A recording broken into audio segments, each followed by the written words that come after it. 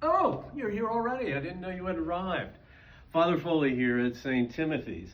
This weekend we celebrate the Solemnity of the Epiphany, when the three wise men appeared and presented their mystical gifts to the infant Jesus and, of course, to Mary and St. Joseph as well. They are called wise men. And this reminds me of something. In another part of my life and my priesthood, I served as a military chaplain. And one of the things I would warn young sailors and Marines about is the following. I would tell them, life is tough. It's tougher if you're stupid.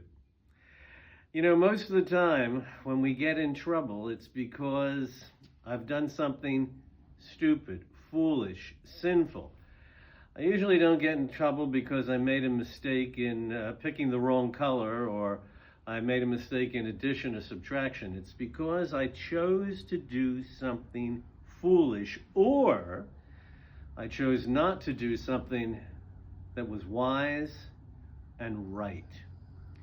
The wise men are wise because they were open to God's guidance, and they recognize that Jesus is the Messiah, the Son of God, Emmanuel, God with us.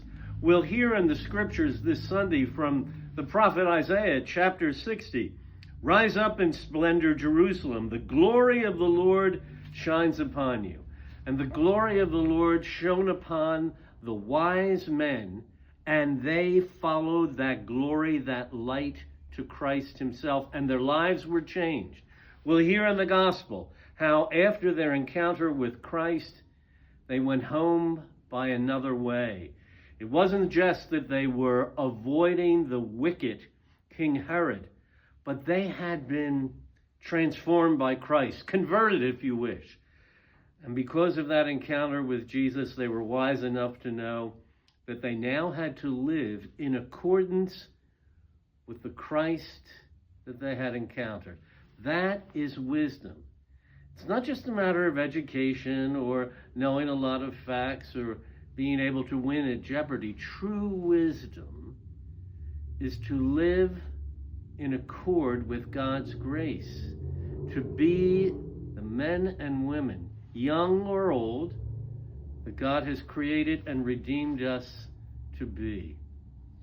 There's a quote that you'll find online on our website and also in our bulletin this Sunday. It's from a famous saint of contemporary times. He died at the very end of the 19th century, St. John Henry Newman, a great English convert who has recently been declared a doctor of the church, a recognition of his wisdom and his spiritual excellence.